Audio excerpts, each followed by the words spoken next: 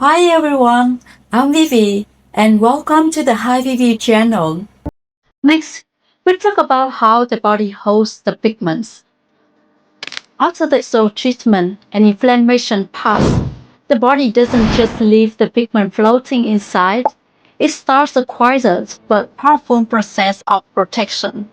Immune cells called macrophages arrive.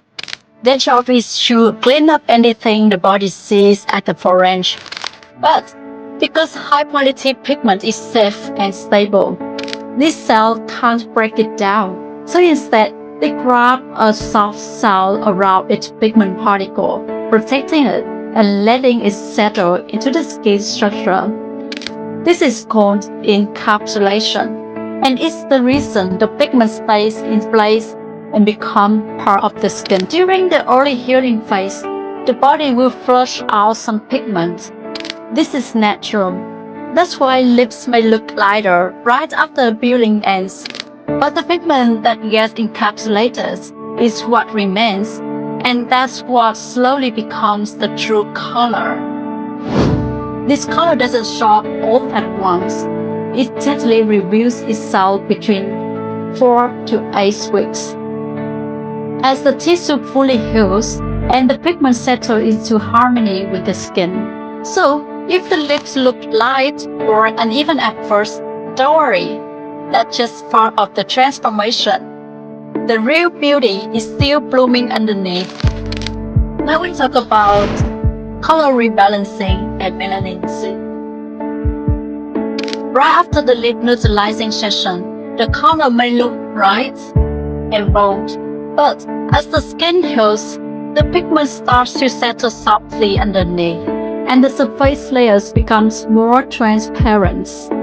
That's when the true color begins to reveal itself. For lips that are rich in melanin, there's something extra happening.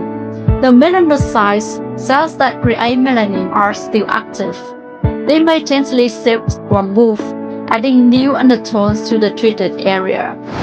This blending of pigment and natural melanin creates a final color that's soft, balanced, and deeply unique. What affects this outcome? The client's natural lip tone and undertones, the quality and type of pigment we use, the depth and consistency of implantation,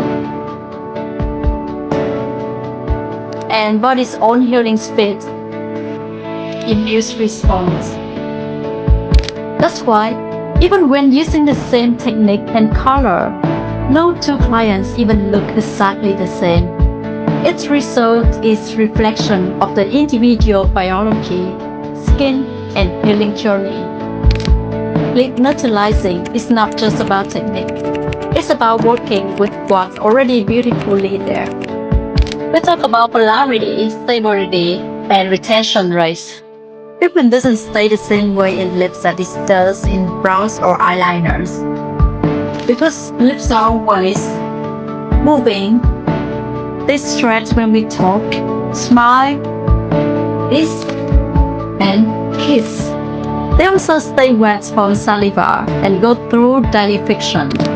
All of this makes the color harder to hold. Even with the perfect technique, lip pigment retention becomes unpredictable. That's why artists often blend for more than one session. In the first sessions, pigment is gently introduced into the skin. Then, during the following session, we build the color gradually. These layers help the pigment settle deeper and blend more naturally with the person's skin tone. When high-quality pigment is used, made of tiny, it stays in place better. Good pigment don't migrate or fade in odd patches. Even with light exposure, they are created to be safe, light-fast, long-lasting. But still, lips are lips. They need patience, care, and a few tender layers to bloom into their most beautiful color. Thank you so much for watching this video. And if you find this one helpful, Please don't forget to like, subscribe, and share this video to your beloved ones. I will see you in the next video. Bye.